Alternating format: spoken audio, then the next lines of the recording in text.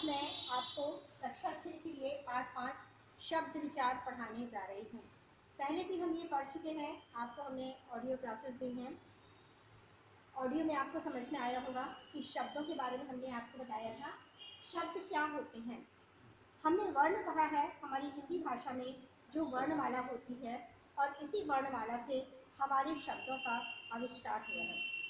शब्द अर्थात वर्णों का सार्थक समूह। तो हम एक प्रकार से शब्दों को परिभाषित कर सकते हैं कि वर्णों के सार्थक मेल को या समूह को ही शब्द कहा जाता है, और ये शब्द ही मिलकर वाक्य बनाते हैं, और वाक्य कहा जाता है शब्दों के सार्थक समूह को। जिस प्रकार वर्णों के सार्थक समूह को शब्द कहा जाता है, उसी प्रकार शब्दों के सार्थक समूह को वाक्य कहा जाता है। वाक्य के बारे में हम बच्चों बाद में पढ़ेंगे, मगर पहले हम आज शब्दों के बारे में पढ़ते हैं कि शब्द हमारे जीवन में क्या मायने रखते हैं, शब्द कितने प्रकार के होते हैं। तो शब्दों को जब हम इसके भेदों को देखते हैं, शब्दों को 4 भेद में डिवाइड किया गया है, यानी 4 भेदों में शब्दों को परिभाषित किया गया है। पहला है स्रोत के आधार पर, दूसरा है रचना के आधार पर, तीसरा प्रयोग के आधार पर, और चौथा अर्थ के आधार पर। तो पहला है स्रोत के आधार पर। स्रोत मतलब है आप ओरिजिन, यानी जहाँ से इसका प्रादुर्भाव होता है, जहाँ से इसकी रचना होती है। रचना तो नहीं कहेंगे कि जहाँ से इसकी उत्पत्ति होती है, इसे हम स्रोत कहेंगे। स्रोत मतलब तत्सम, तद्भव, देशज, विदेशज। स्रोत के आधार पर हम शब्दों को 4 प्रकार से पढ़ेंगे: तत्सम शब्द, तद्भव शब्द, देशज और विदेशज। तत्सम शब्द वो शब्द होते हैं जो संस्कृत भाषा से सीधे सीधे हम हिंदी भाषा में इनका प्रयोग करते हैं। तत्सम शब्द का मतलब ही होता है कि संस्कृत भाषा से लिए गए वे शब्द जो हम हिंदी भाषा में प्रयोग करते हैं। और तत्सम जैसे कि रात्रि, दिवस, चंद्रमा, रजनी। रजनी का मतलब होता है रात्रि, रात्रि का मतलब होता है रात। और जो हम तत्सम शब्द है वो संस्कृत भाषा के हैं, जैसे कपोत। कपोत का मतलब होता है कबूतर। शुक का मतलब होता है तोता। इसी प्रकार से तद्भव शब्द जो हैं, जो हम तोता शब्द बोलते हैं, या जो तत्सम शब्दों को हम अपनी सुविधा के अनुसार बोलने में प्रयोग करते हैं, वो कहलाते हैं तद्भव शब्द। जैसे रात्रि का रात, निशा का रात, शुक का तोता, मयूरह का मोर। इस प्रकार ये शब्द जो हम आसानी से बोल सकते हैं, या इन शब्दों को, संस्कृत शब्दों को हिंदी शब्दों में हमने तब्दील किया है, वो कहलाते हैं तद्भव शब्द। अब है देशज शब्द। देशज शब्द वे शब्द होते हैं जो हम अपनी रोज़मर्रा की आदतों में हम उनको शुमार करते हैं, यानी रोज़मर्रा की आदतों में शामिल करते हैं। और देशज शब्द का कहीं कोई डिक्शनरी में कोई इसका अर्थ नहीं मिलता है, कोई दूसरा शब्द नहीं मिलता है। देशज शब्द वे हैं जो हमारे यहाँ बोले जाते हैं रोज़मर्रा के बोलचाल में, या अपने आपस में हम लोग जो बात करते हैं, जैसे झाड़ू, पोछा, लोटा, खाट, खटिया, पलंग। ये शब्द जो होते हैं ये देशज शब्द कहलाते हैं। इसके बाद है विदेशज शब्द। विदेशज शब्द जो हैं वो हम जो हमने बाहरी भाषाओं से लिया है, अंग्रेजी, उर्दू, अरबी, चीनी, ये सारी भाषाओं से, बाहर की भाषाओं से जो कुछ शब्द लिए हैं वो है विदेशज शब्द। उन्हें हम विदेशज शब्द कहते हैं, विदेशी शब्द या विदेशज। विदेशज शब्द जो हैं हमारी हिंदी भाषा को सरल और सुगम बनाने के लिए प्रयुक्त होते हैं। तो विदेशज शब्द वे शब्द है जैसे ट्रेन। हम लोग रोजमर्रा की भाषा में बात करते हैं, मेरी ट्रेन छूट गई, या मुझे ट्रेन से जाना है। तो ट्रेन का अर्थ होता है, जिसे हमारी हिंदी भाषा में अगर ट्रेन अगर बोला जाए हिंदी भाषा में, तो ट्रेन का मतलब होता है लौह पथगामी। इतना बड़ा बोलना कोई नहीं चाहता है, इसलिए हमने विदेशी भाषा, अंग्रेजी भाषा से एक शब्द लिया ट्रेन। इसी ट्रेन को रेलगाड़ी भी बोलते हैं, लेकिन वो हम आपको क्लास 7 में बताएंगे। रेलगाड़ी दो शब्दों के, दो भाषाओं के मेल, जो शब्द होते हैं उनके मेल से बनी है, जिसे संकर शब्द कहते हैं। मगर ये आपको हम क्लास 7 में है, आपके चैप्टर में नहीं है ये, इसलिए हम 4 प्रकार के स्रोत के आधार पर शब्द पढ़ेंगे। तत्सम, तद्भव, विदेशज, विदेशज। विदेशज शब्द होते हैं जैसे कॉलेज। कॉलेज अगर हम हिंदी में बोलें तो कॉलेज का अर्थ होता है महाविद्यालय। स्कूल, स्कूल का मतलब होता है पाठशाला या विद्यालय।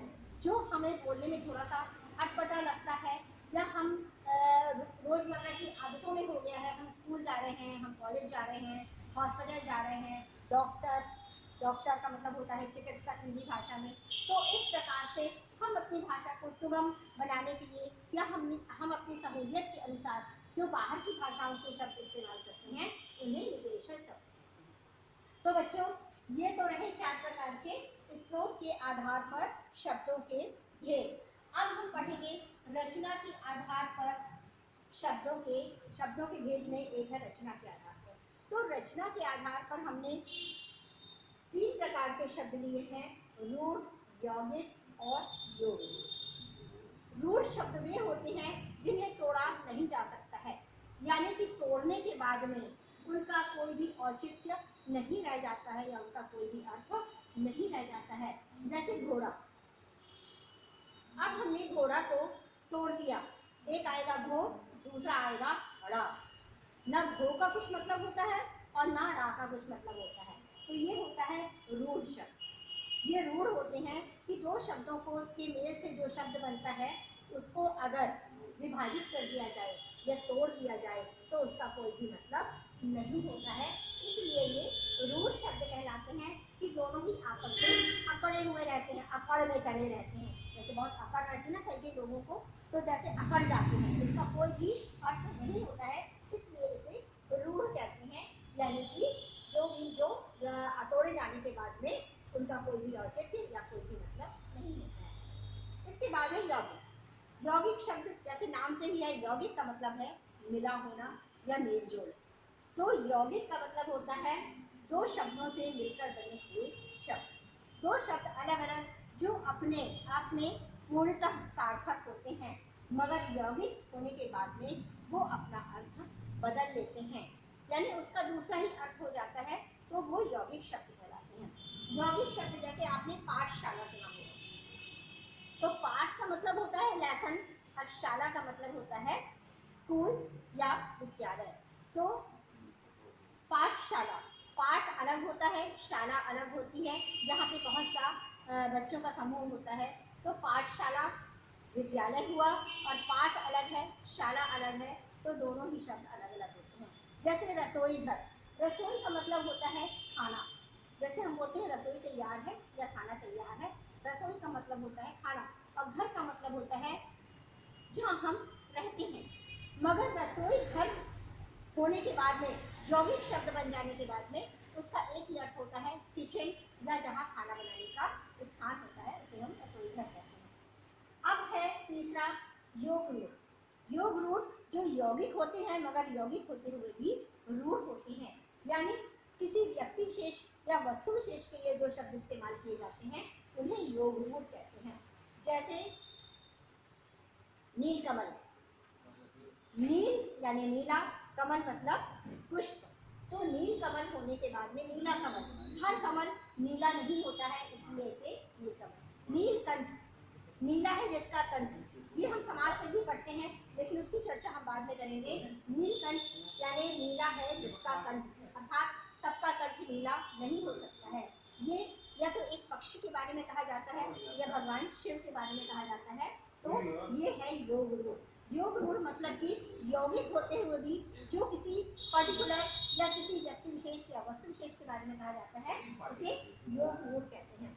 तो बच्चों ये तो हुआ आपके रचना के आधार पर शब्दों के भेद, रूढ़, यौगिक और योग रूढ़। अब हम आते हैं प्रयोग के आधार पर। प्रयोग के आधार पर शब्दों के 2 भेद होते हैं, एक होता है विकारी और दूसरा होता है अविकारी।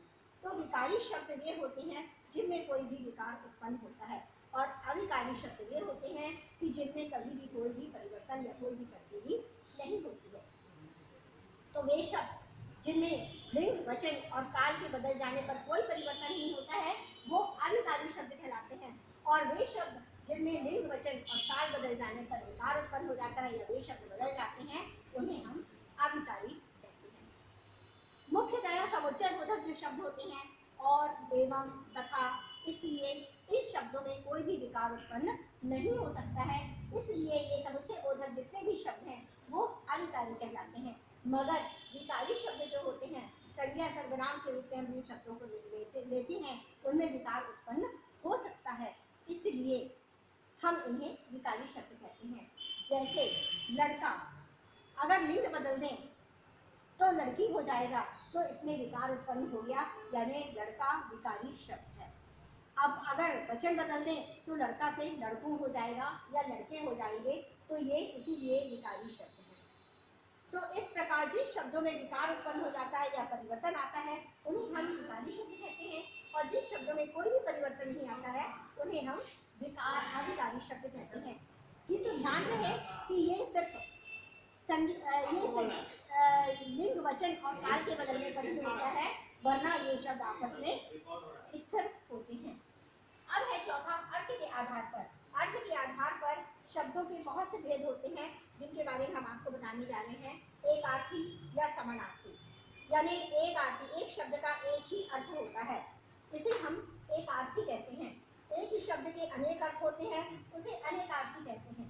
पर्यायवाची, एक ही शब्द के अनेक नाम, अर्थ नहीं, अनेक नाम जब होते हैं तो उन्हें पर्यायवाची कहते हैं। विलोम शब्द, यानी शब्दों का उल्टा अर्थ जो होता है, विलोम शब्द होता है, उसे विलोम शब्द कहते हैं। अनेक शब्दों के लिए एक शब्द, कई बार ऐसा होता है हम अनेक शब्दों के लिए सिर्फ एक ही शब्द चुनते हैं, उसे हम अनेक शब्दों के लिए एक शब्द के रूप में इस्तेमाल करते हैं, वो भी हम आपको बताने जा रहे हैं। तो इस तरह शब्दों के जो भेद होते हैं वो अर्थ के आधार पर होते हैं। अब हम आपको एक आर्थी शब्द के बारे में बता रहे हैं। जैसे कि आपको बता दें, एक आर्थी शब्द जो होते हैं कुर्सी, टेबल। कुर्सी का एक ही अर्थ होता है, यानी बैठने वाली जगह या बैठने का स्थान या बैठने के लिए एक वस्तु कुर्सी होती है। टेबल होती है, टेबल पर कुछ हम रखते हैं, टेबल का अन्य दूसरा नाम नहीं होता है। कुर्सी होती है, टेबल होता है, और दूसरा है अनेकार्थी। अब अनेकार्थी शब्द, पत्ता को ही ले लीजिए, पत्ता जिसे हम सिर्फ पत्ता कहते हैं। अब अनेकार्थी शब्द जब होते हैं, जब हम एक नाम लेते हैं पत्र, तो पत्र में दो अर्थ होते हैं। एक पत्र का मतलब होता है पत्ता, और एक पत्र का मतलब होता है चिट्ठी या संदेश देने का कोई साधन। अब होता है पर्यायवाची। पर्यायवाची में एक ही शब्द के अनेक नाम होते हैं, जैसे कि सूर्य, सूर्य को हम रवि, भास्कर, दिनकर, आदित्य आदि के नाम से जानते हैं। चंद्रमा, जैसे शशि, चांद।